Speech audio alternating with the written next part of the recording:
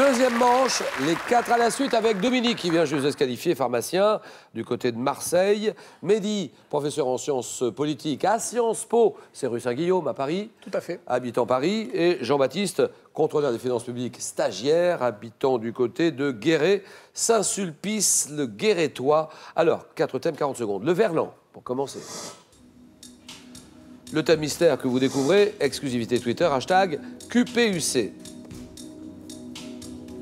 Les 25 ans de films d'animation, pour signaler que s'ouvre aujourd'hui à Bègle. Bègle, le 24e Festival international du film d'animation Les Nuits Magiques. Et si vous êtes en Gironde, vous avez jusqu'au 14 décembre prochain pour vous y rendre. Attaquant, buteur du football.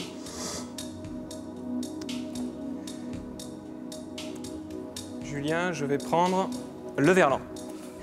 Alors, le verlan, Jean-Baptiste, c'est parti. 40 secondes, le verlan et les questions. Par quel membre de sa famille une personne parlant le verlan désirera-t-elle par le mot rhum? La mer.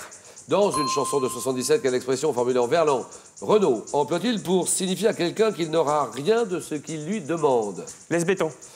En 87, dans quel film de Josiane Balasco, dont le titre comporte un mot de verlan, Isaac de Bancolé, Tika Gado incarne-t-il? Quel groupe de musique électronique évoque par son nom parti en verlan son goût pour le tango? Gotham Project. Le film, quel film réalisé par Zidi en 84 et dont le titre est en verlan, met en scène deux policiers corrompus? Héripou. Mais quelle locution pronominale indéfinie est devenue Potnawak en verlan? N'importe quoi. Mais au 12e siècle, quel héros d'une légende celtique se fait appeler Tantris pour passer inaperçu auprès de la reine d'Irlande? Tantris. C'est Tristan. Tristan. C'est Tristan, dans Tristan et Iseut, Tristan. 3 points, Jean-Baptiste.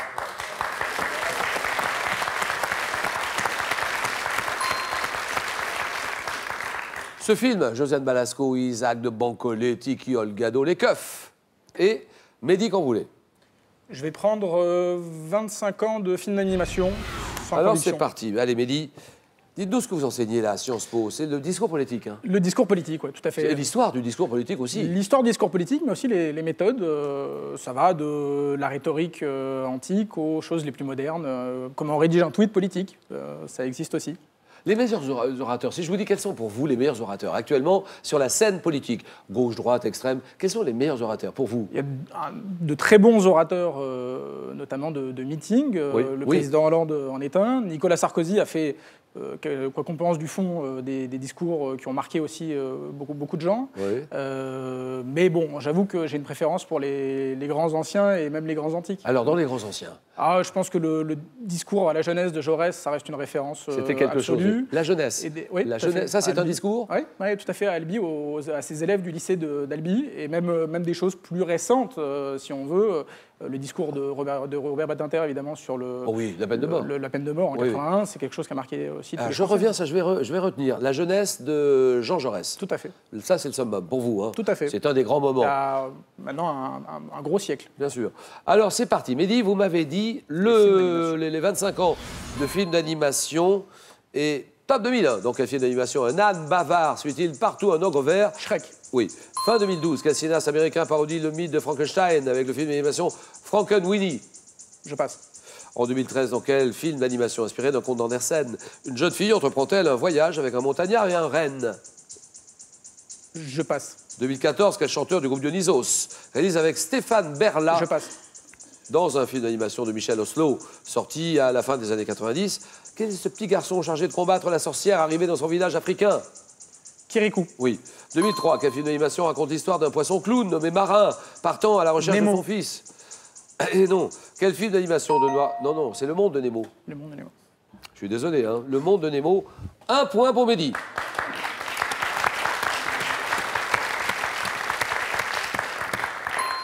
Chanteur de Dionysos, qui réalise avec Stéphane Berla le film d'animation Jack et la mécanique du cœur, Mathias Malzieu.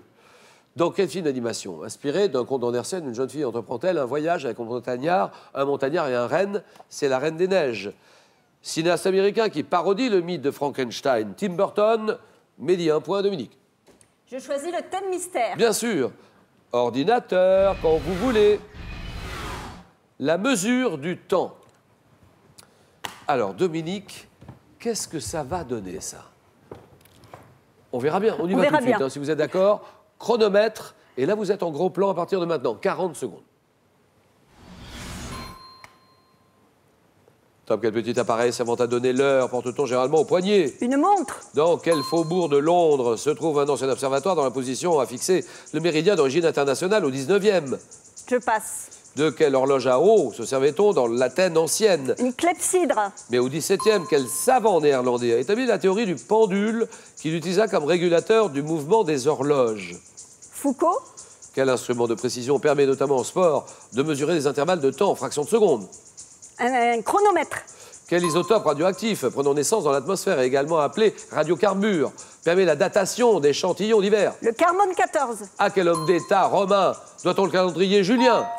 Jules César. Établi en 46 avant notre ère, dont dérive d'ailleurs notre calendrier actuel. Julien, Jules César, exactement. 2 points pour Dominique.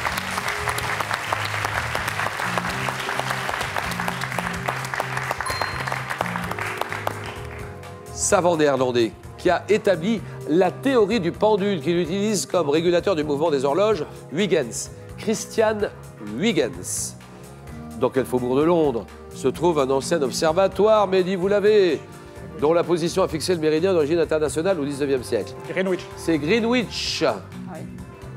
Dans un des faubourgs de Londres, Greenwich, voilà. Merci, William. Salut, Mehdi, merci beaucoup, Mehdi. Hein. Alors, on se retrouve avec la finale maintenant. C'est la troisième et dernière manche. C'est le face-à-face. C'est l'affrontement. C'est l'explication. Dominique, d'un côté, pharmacien. Du côté de Marseille, il habite Simiane, Simiane Collongue. Et de l'autre côté, Jean-Baptiste, qu'on retrouve, un jeune garçon, il doit avoir quoi, 24, 25 ans. Et il va jouer ce soir pour une deuxième victoire. Le match, le choc, le jeu.